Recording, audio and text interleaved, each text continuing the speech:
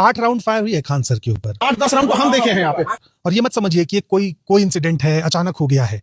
4 दिन पहले अंजना ओम कश्यप इस देश के तमाम यूट्यूब टीचर्स को कोसती हैं और उसके ठीक 3 दिन बाद, 4 दिन बाद खान सर जब उनको रिप्लाई देते हैं तो आज उनके ऊपर 8 राउंड फायर हो गई।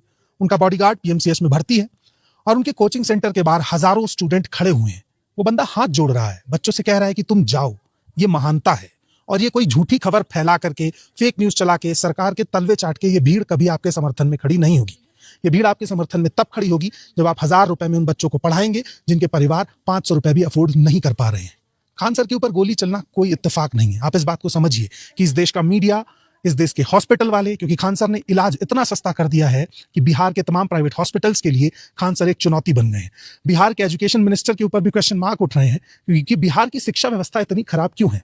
देश के तमाम यूट्यूब टीचर्स के खिलाफ एक प्रोपेगेंडा बहुत प्लान तरीके से टीवी न्यूज चैनल पर चलाया जा रहा है। आप एक चीज को बारीकी से देखिए, पिछले 4 दिनों में कोई भी टीवी चैनल हो, स्क्रिप्ट सेम है। चाहे वो अभिनय सर हो, खान सर हो, तमाम यूट्यूब के टीचर्स हो, उन्हें डिफेम किया जा रहा है। क्यों? क्योंकि पेपर लीक के मुद्दे पर वो बच्चों के साथ खड़े हैं। और जिस शिक्षा मंत्री को पेपर लीक पर बच्चों के साथ खड़ा होना चाहिए था, वो चुनाव प्रचार में लगे रहे थे। और मीडिया भी शिक्षा मंत्री को चुनाव जितवाने का श्रेय दे रहा है। उनसे ये सवाल नहीं पूछ रहा है कि जब आपका सीवी इतना घटिया है कि आप पेपर लीक नहीं बचा सकते, तो आप मंत्री पद पर बैठे क्यों हैं? इससे उतर जाइए, किसी काबिल आदमी को बिठाइए। लेकिन आज की लड़ाई खान सर के लिए है। आपको उनके साथ खड़े होना और सरकार से सवाल पूछना है कि जितनी सस्ती शिक्षा सरकार नहीं दे पाई, खान सर दे रहे हैं। तो अगर उन्हें कुछ होता है तो इस सिस्टम पर, सरकार के मुंह पर तमाचा होगा।